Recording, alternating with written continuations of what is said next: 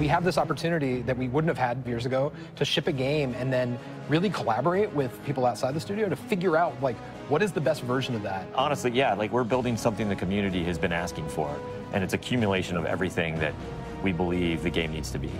The upside to that is we're not holding anything back. All the feedback we've heard for the last year is, this is it. It's in Forsaken.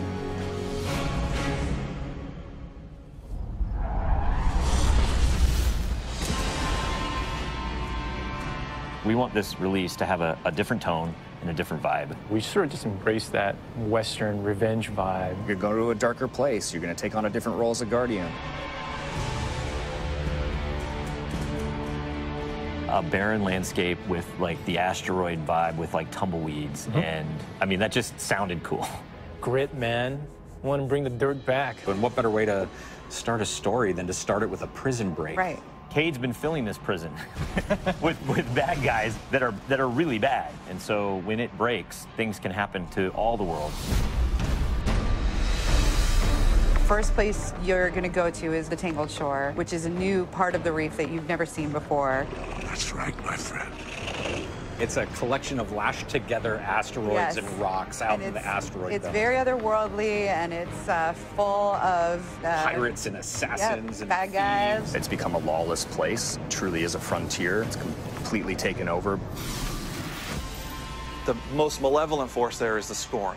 They're very aggressive. They're always going to charge and push you. The Barons are the top dogs in the Scorn, and each one has gone back and, like, committed nefarious crimes. I think of it as the reverse Magnificent Seven, like the worst of the worst criminals. You are hunting down these different Barons. In fact, they're called Baron hunts. So one Baron is a sniper, and you have a sniper versus sniper battle with them. Another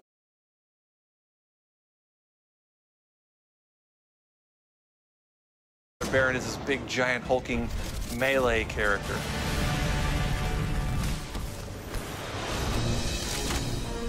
One of the things we're most excited about is the new weapon system. Hey, if you like Destiny 2, great, play that way. But if you like Destiny 1, great, play that way. But if you're crazy, why not 3 shotguns, right? Just for the fun of it.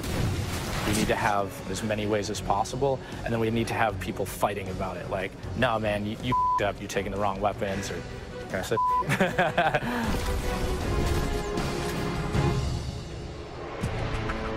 So randomables are coming back. Every single weapon is going to feel different when it drops. And we're improving the mod system, so you can customize your weapon the way you want it. We've got a whole new masterwork style system coming together where you actually are able to kind of move your levels up over time. And so there's investment back on the weapons again.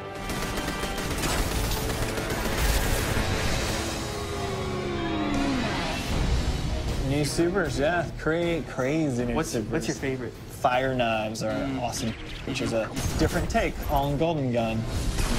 We took a lot of inspiration from Rise of Iron, cast that thing, you got a huge hammer now, and you slam that thing down, and it sends out this fire in front of you that then creates a fire tornado. We gotta take it to the next level, you know? The idea that anyone who plays, however they play, they're gonna have some new way to engage. Yeah. I'm in love with the new Void Warlock. Teleportation that's like super anime, just like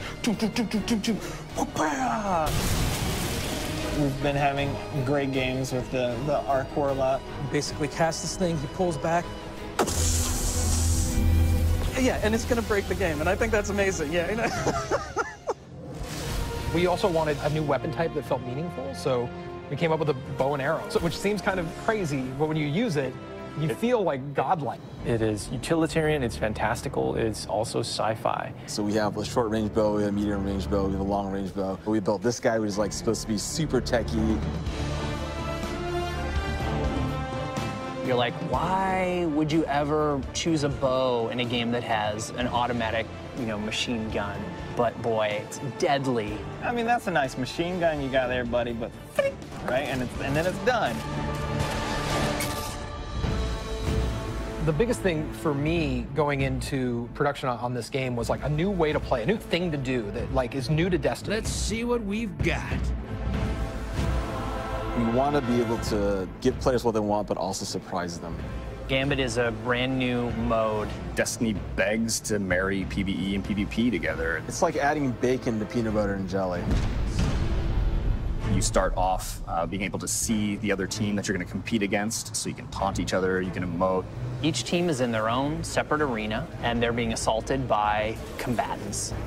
They're dropping motes for you to collect, you bank them. When you put them in your bank, you're going to send a blocker over to the other side. That locks their bank down. They can't put motes into it until they take out that blocker. Filling up your bank with the motes is how you summon your primeval. You burn it down, that's it, round's over. The interesting part is that we allow one person from your team to go over to the other side and physically invade. I mean, I've seen people that just hate PvP. Like, the first time they invade and they get multiple kills, they'll come back and they'll be like, suck it! It's awesome. We leave the raid team alone. I mean, if you can't tell, like, we just kind of let them do their own thing. But we have Joe over there. For this next raid, we wanted to get back to the epic adventure where you're going out to slay a big monster again. This raid has more bosses than any raid we've ever had before, and we're really excited to get players in there.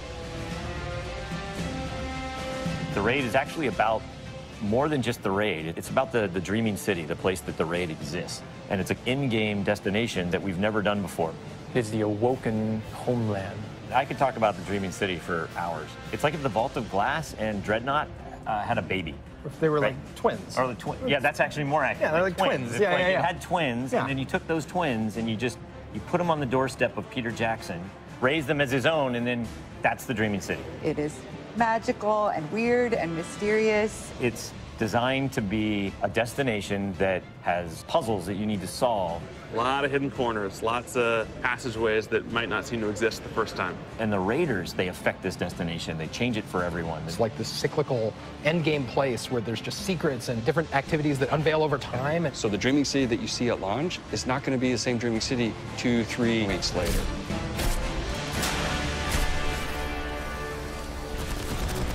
So with every design decision we've made for the Forsaken, like, the first thing we ask is, how will the community react to this? Players want their investment in Destiny to matter, and they want to be able to see that reflected in the content. We knew we wanted to do something for the collectors in our game, so we built a feature called the Collections. It's a way for you to track all the items that you can go out and acquire. There's so much gear in our game. There are 2,000 items you can get. Go get them. You can look at sets and you can say, I haven't filled out this set. What do I have to do to go get it? If I want to find, like, how many guns in the world, I can actually go look now. We also had a triumphs thing, which is just acknowledging your achievement. It, like, ties into records, it ties into lore. It's a thing that can help you drive, like, hey, I want to do that. And if I do those things, I can get a title. Like, I can have a title floating over my name that says that I'm a god or whatever. Not me, but like you. We wanted Forsaken to feel like a game that never ends, so we're going to reinforce the hobby and make the experience something that can be played night over night. We're changing the weapon slots. We're changing how the pursuits work. We're adding new features like the collections and the triumphs. We built Gambit. We've got a whole bunch of new weapons to chase, exotics that are really powerful. We have Lisa focusing on some sweet new exotic armor. Maybe we gone overboard, like dialed it too high. Ore to go out there and collect in the world, exotic armor pieces to go out there and hunt. We're working on armor perks, random rolls, new mod system, new subclass paths. We're making Forsaken for people who love Destiny. Making a game that we can all love, that is the goal. That's what we're going to constantly be pushing towards, always. Everything we're building is through that lens.